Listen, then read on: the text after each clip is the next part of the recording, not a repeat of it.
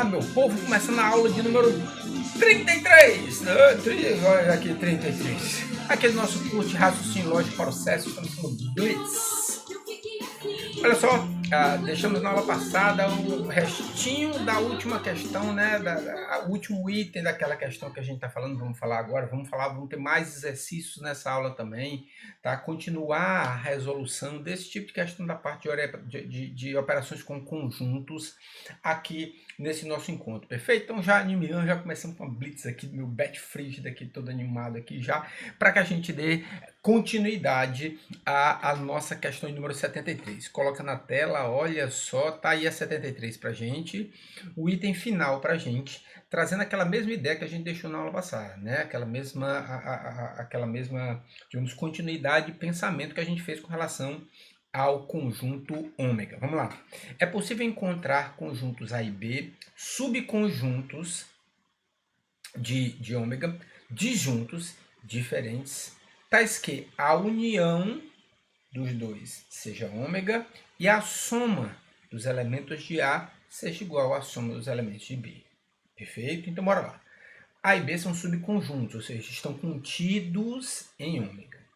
Além disso, essa situaçãozinha que ele coloca a união B sendo ômega, isso aqui é importante, tá? Isso aqui é importante porque a ideia é que nesse momento eu tenho que dizer, olha, os 10 elementos do 1 ao 10 tem que estar nesses conjuntos.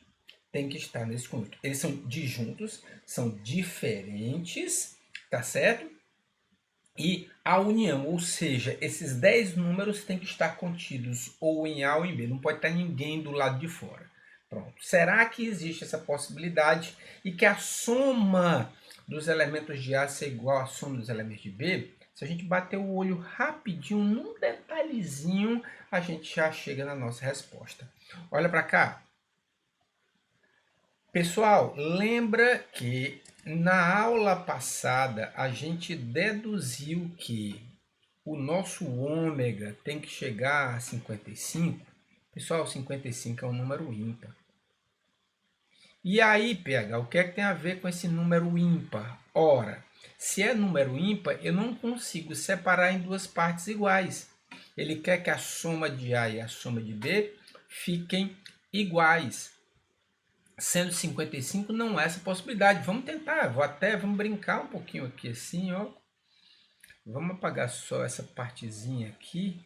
Vou apagar logo, deixa eu apagar logo tudo aqui. Vamos apagar logo tudo. Deixa só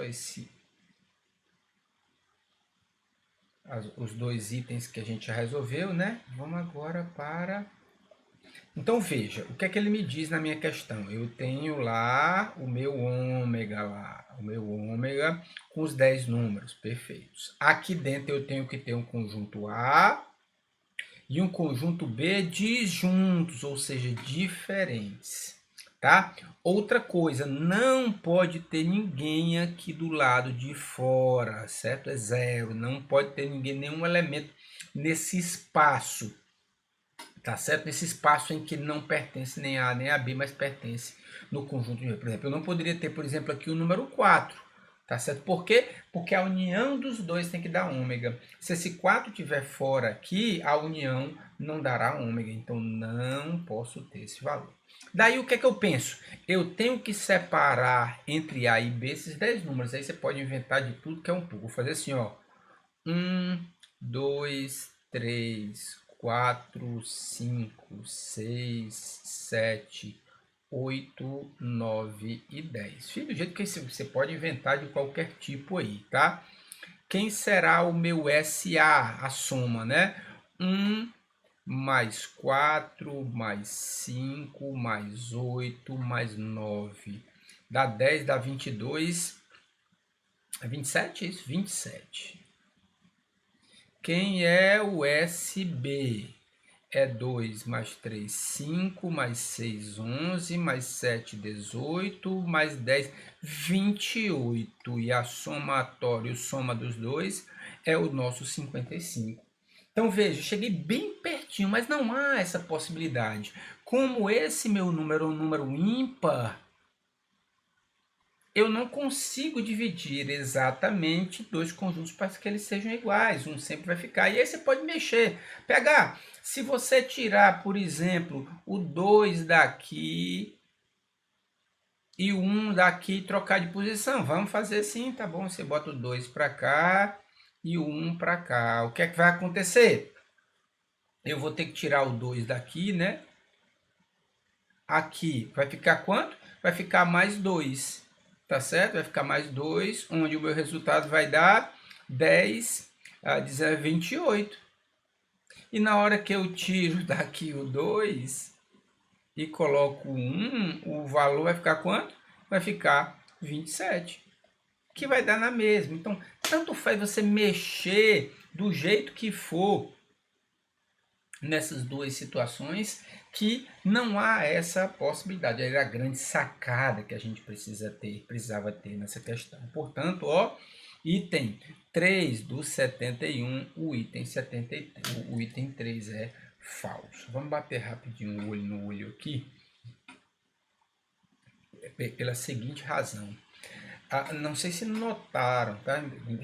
Escolhi mais algumas outras questões para a gente falar, tirando essa do TRF da primeira região e a do INSS, né? Vocês viram do TRF até bem tranquila, mas a do INSS 2016, após isso você tem, né, eu não digo nem falta, né, mas a prioridade do CESP é cobrar outros tipos de questão, tá certo? E mais do que nunca, além de todos esses conceitos de conjuntos que a gente precisa ter, de subconjunto, de estar contido, do complementar, união, interseção e diferença, nós precisamos ter o raciocínio lógico muito apurado, porque muitas vezes um detalhezinho, você vê essa questão, um detalhezinho que a gente precisaria lembrar, tocar que o número ímpar eu não consigo separar em dois números iguais, tá certo? Então não há essa possibilidade. Então isso é raciocínio lógico. Muito mais até do que o nosso conjunto, mas é o raciocínio. Então a gente precisa ficar muito atento a essas situações, porque o CESP, quando cobra esse assunto, sempre traz uma pitadinha de lógica, de dedução lógica que você precisa. Eu queria só para a gente finalizar, colocar até um paralelo entre aquela questão, na aula passada eu falei do INSS com o segundo item. Esse item aqui, o item 2, perdão, que fala do complementar. Veja que ele me deu características, ele me deu algo que eu preciso seguir e perguntou se aquilo outro seria verdadeiro. Nesse caso é verdadeiro para qualquer caso, pode tentar. Naquele outro do INSS não era, existiam casos em que aquilo não poderia acontecer. Então essa é a diferença primordial que eu falei lá naquela questão do INSS, para que a gente fique atento. Se um caso der certo, né? Se um caso não der certo, todo o item estará falso. Ele precisa estar sempre verdadeiro, que é isso que acontece como nesse item 2 da nossa prova. Perfeito, pessoal, tranquilo, belezinha? Bom, vamos dar continuidade, separei mais algumas questões. Note que essa questão ainda está na aula 32, na aula 33 eu trago outras questões. Deixa eu arrumar aqui a casa já para a gente começar. O nosso item 72 vai estar na tela. Coloca aí, olha só. Em campanha... esse aqui é legal. Eu separei até mesmo porque esse aqui vale a pena a gente falar um pouquinho. Já era uma questão já, digamos, um pouco antiga, né? Onde o Sérgio já trabalhou. E agora, em 2015, se não me engano, agora em 2017, ele trouxe para a gente trabalhar. Vamos ler a questão. Em campanha de incentivo à regularização da documentação de imóveis, um cartório estampou um cartaz com o seguinte dizer: o comprador que não escritura e não registra o imóvel não se torna dono desse imóvel. A partir dessa situação hipotética, considerando a proposição P, se o contribuinte não escritura o imóvel, então ele não registra, seja verdadeiro, julgue o item seguinte, esse é que nos interessa. Se A for o conjunto dos compradores que escrituram o imóvel e B for o conjunto do que os registram, então B será subconjunto de A. Vamos brincar um pouquinho aqui com esse assunto, especialmente porque ele fala em uma proposição. Ele fala em uma proposição P, sendo uma condicional, certo? A ideia é que, vamos riscar um pouquinho aqui, tá? Deixa eu riscar um pouquinho aqui pra gente. Vamos apagar essa partezinha aqui para a gente entrar no exemplo 72.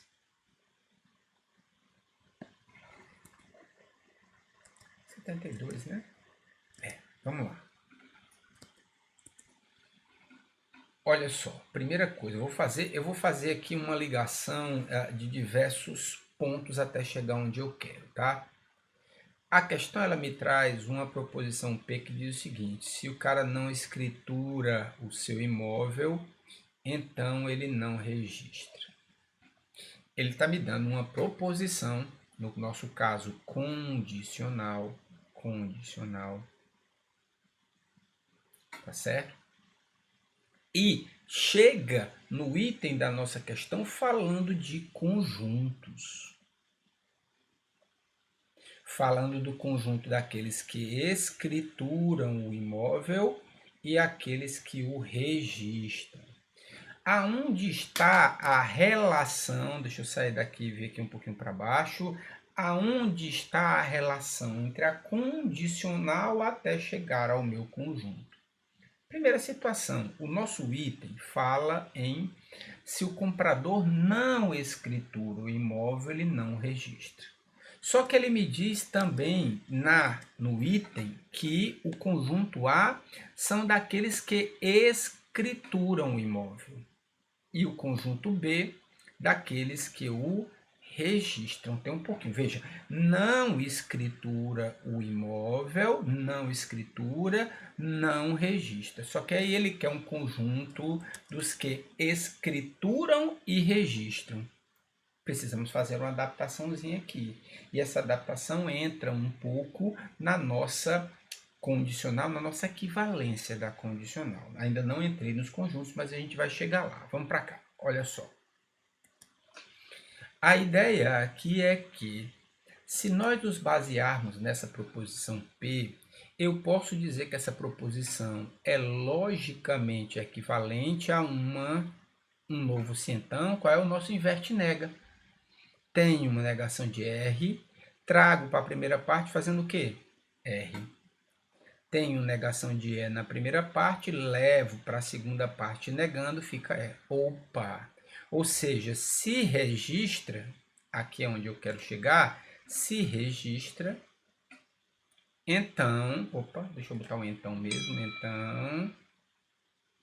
então, escritura. Então, escritura, pronto, que é o nosso R, se então é. De que é, pronto, agora chegamos aonde eu queria. Eu tenho uma condicional, R se então é, da onde é que vai para os conjuntos? Primeira situação que a gente já tem que ter.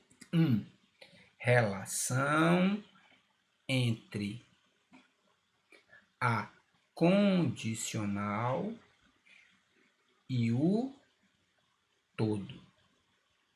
Relação entre a condicional, e é uma de mão dupla, por isso que eu coloquei uma setazinha de pontas duplas, é meio feinha aí, mas a ideia é que eu tenho uma condicional, eu posso ter uma proposição com o todo. Eu tenho uma proposição com o todo, eu posso ter também uma condicional. Eu posso dizer o seguinte, que todos os que registram o escrituram. Todos os que registram o escritura. Se o Paulo registra, então escritura. Todos registram todos que registram escritura. Então, relação entre a condicional e o todo. A partir daí, e trazendo a ideia dos diagramas lógicos, deixa eu sair daqui que vou precisar desse espaço, dos diagramas lógicos,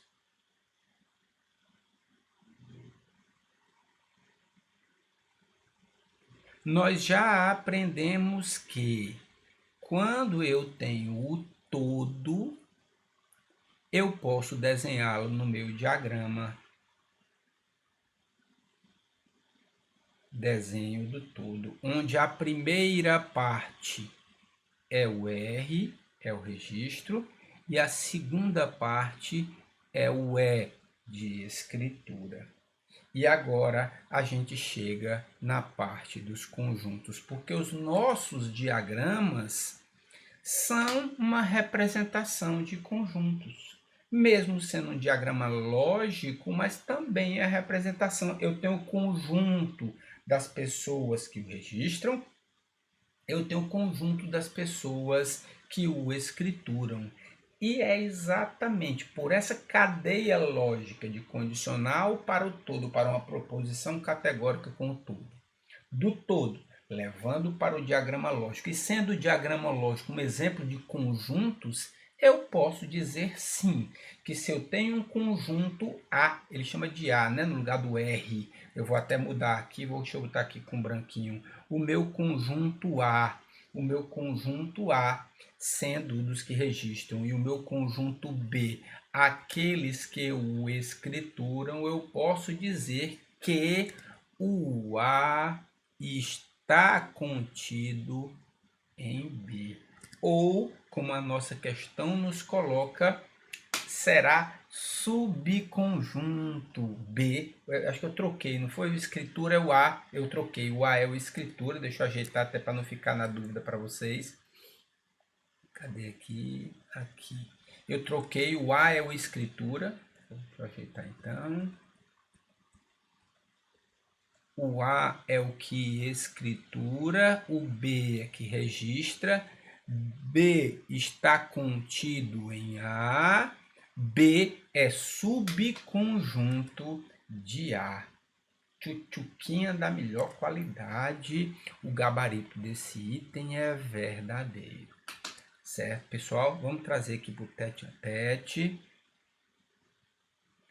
Ficou legal, pessoal, essa ligação. Nós já falamos da condicional virando um todo virando a condicional. Sabendo que o nosso todo pode ser representado através dos diagramas lógicos, e sendo dentro dos diagramas lógicos exemplo de conjuntos, eu tenho o conjunto dos que registram e conjunto do que escrituram, eu posso dizer que caso eu tenha uma condicional, eu posso transformá-la num todo, esse todo vai para a forma do diagrama lógico e eu posso chegar à conclusão de que esse conjunto interno, quem quer que seja, estará contido ou será subconjunto desse diagrama, desse conjunto externo. Belezinha demais, questãozinha tchutchuquinha da melhor qualidade. O gabarito da nossa questão é verdadeiro. Perfeito, pessoal? Vamos mais uma? Continuando agora o item 73. Muitas vezes a nossa resolução é muito mais lógica, é mental, é de raciocínio. A respeito da proposição, após a maiúscula vitória da seleção brasileira de futebol sobre a França neste domingo, não há mais quem não aposte todas as suas fichas no sucesso da seleção canarinho na Copa das Confederações. Julgue os próximos itens, nesse caso só o item que fala da parte de conjunto. Se há em o conjunto das pessoas que não apostam nenhuma de suas fichas. Eu não aposto nenhuma das minhas fichas, eu não aposto qualquer das minhas fichas no sucesso da seleção canarinho. Então, o conjunto das pessoas que apostam todas as suas fichas no sucesso dessa seleção da Copa das Confederações será o complementar de A. Trouxe bem para a gente dar bem o enfoque dessa do complementar. Qual é a ideia do meu complementar? Eu tenho um conjunto universo, eu tenho um conjunto maior. Dentro dele eu tenho um conjunto A. O que tiver fora de A será o complementar de C em A. Perdão, de A em C. Vamos lá? Vamos riscar um pouquinho aqui. Até aproveitando esse próprio... Não, deixa eu apagar tudo aqui que é melhor.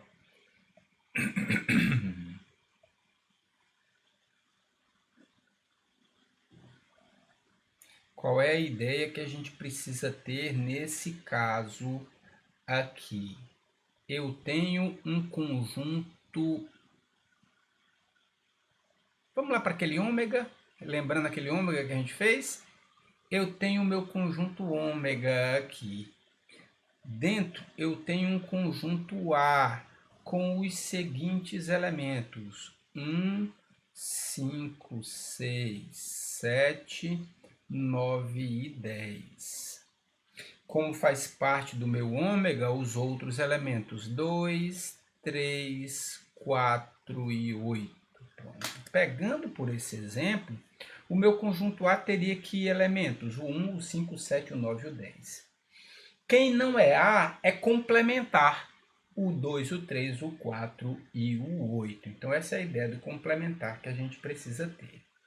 Trazendo isso para a nossa questão, diz assim, o conjunto A é o conjunto de pessoas que não apostam nenhuma das fichas. Esse é o conjunto das pessoas que não apostam nada. Não apostam, nenhuma fichazinha ele aposta. Quem será então o complementar? Será o conjunto de pessoas que aposta pelo menos uma ficha e não todas. Eu não preciso apostar todas. Aquele grupo A, aquele conjunto A,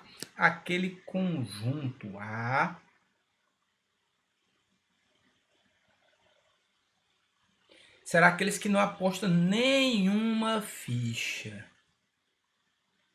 Nenhuma. Só que o complementar, ou seja, o resto do meu conjunto aqui, o universo, por exemplo, pode ter o cara que aposta uma ficha, pode ter o cara que aposta duas fichas, 10 fichas ou até mesmo todas as fichas. Porém, eu não posso dizer que o complementar são aqueles que apostam todas as fichas. É aqueles que apostam pelo menos uma.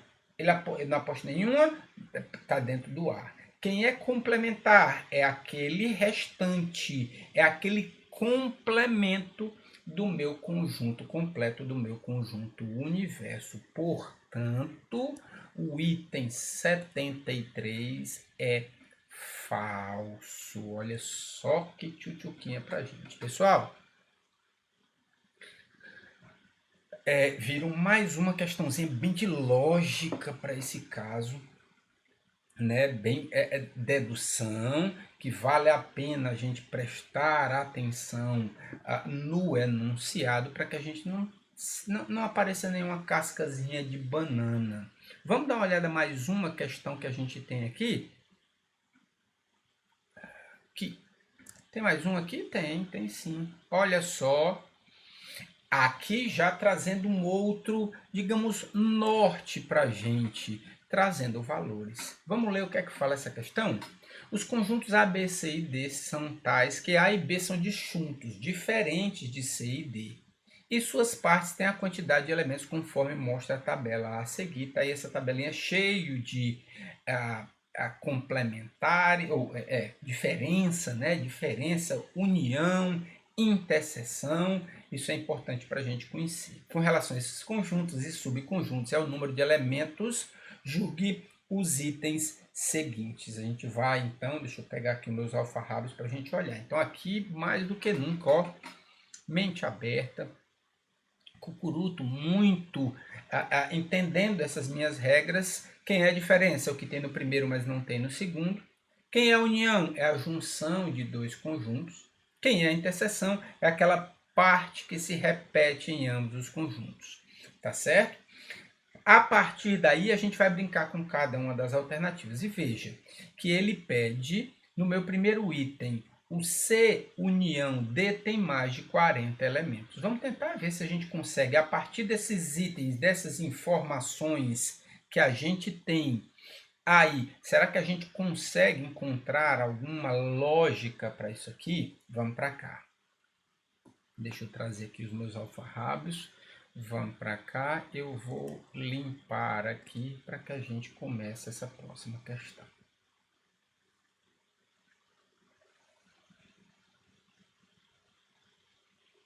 Bom, o meu objetivo do meu item, deixa eu ver qual é essa questão aqui, é a questão de número 74.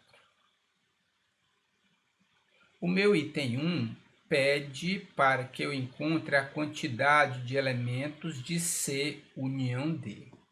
Mas veja que, bom, o que é que eu tenho de informação com relação ao C? Veja que o item 1, 2, 3, 4, o 6 traz assim, C barra D,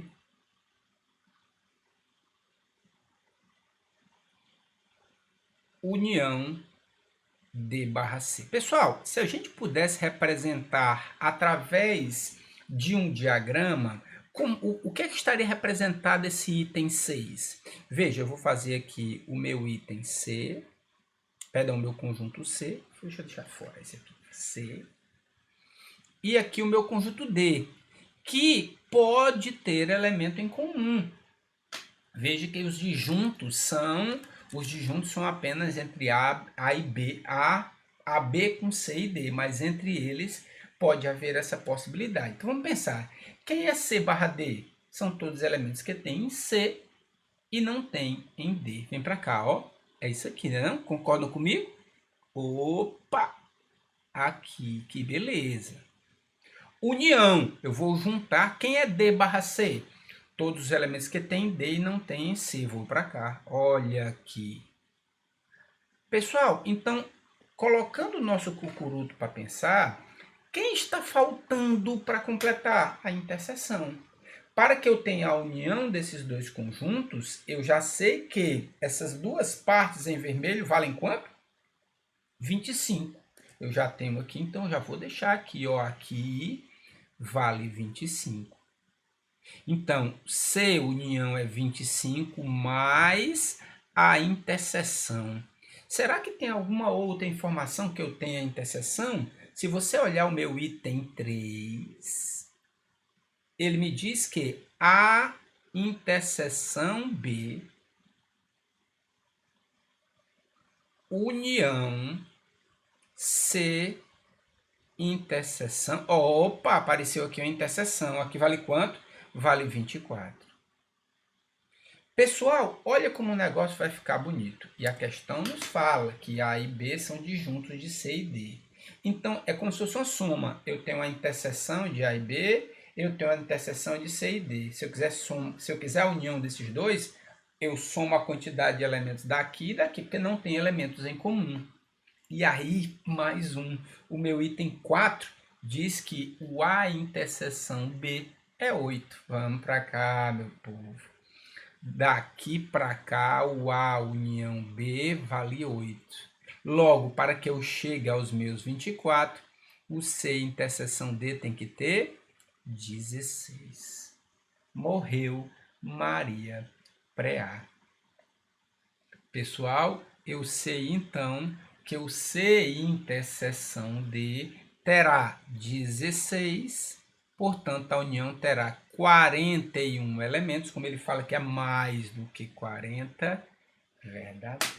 Rapaz, vamos bater pro tete a tete aqui, meu povo. Ficou legal esse primeiro item aí, pessoal. Olha a questãozinha tchutchuquinha da melhor qualidade. Baseado nas informações que a gente conhece de união, interseção e diferença, a gente começa a brincar com esses termos, encontrando uma quantidade de valores para ver no que é que vai dar. Perfeito? Vamos chegar mais? Vamos brincar mais um pouquinho? Vamos lá. Tem mais um itemzinho aqui. Ele me diz o seguinte, ele quer agora A barra B, A menos B, união B menos A. A A menos B, união B menos A. Então, deixa eu trazer o item 2 aqui, para aparecer, né? Tem que trazer vocês para cá. Pronto. Meu item 2. Ele quer A menos B, união B menos A. Vou até aproveitar, aqui é como se eu quero o que está aqui em vermelho. Deixa eu apagar isso aqui. O cálculo do item 2 é exatamente isso aqui que eu quero em vermelho. Certo? Como é que eu faço para encontrar isso? Ora, cucuruto, se eu tiver a união desses elementos e retirar a interseção, é ou não é esse resultado, meu povo? Pensa assim, pinta tudo, tudo é a união. Apaga só a interseção, tira ali do meio a interseção. É ou não é o meu desenho em vermelho? É o meu desenho em vermelho. E por tchutchuquinha da melhor qualidade, eu tenho nos itens 5, linhas 4 e 5, ele me diz que a interseção é 8, a interseção é 8 e a união é 32. Na hora que eu tenho 32 elementos e eu tiro do meu cálculo 8, sobram 24 elementos, que é exatamente, ele fala que tem mais de 25, portanto o item é falso. Mais uma também bem legalzinho para a gente, tá certo? Façamos o seguinte, deixa eu ver como é que tá aqui, tá? O meu tempo já está passando, são quantos itens mais? Não, vamos dar uma paradinha aqui, ó, deixa eu vir para o tete a tetezinho aqui, para que a gente finalize essa nossa aula com umas questõezinhas. Na próxima aula eu volto com esses dois tópicos, se já quiser vai tentando aí com vocês esses dois itens que faltam nessa brincadeira que a gente fez, e na próxima questão eu começo a falar sobre a parte de diagrama de Venn, trazendo questões, logicamente, sobre como o CESP gosta de trabalhar, seja com 2 conjuntos, seja com 3 conjuntos, seja misturando esses assuntos, vai ter tudo aqui com a gente, tá certo? Segura as pontas que daqui a pouco eu volto, ó. Beijo no papai e na mamãe e até daqui a pouco. Tchau.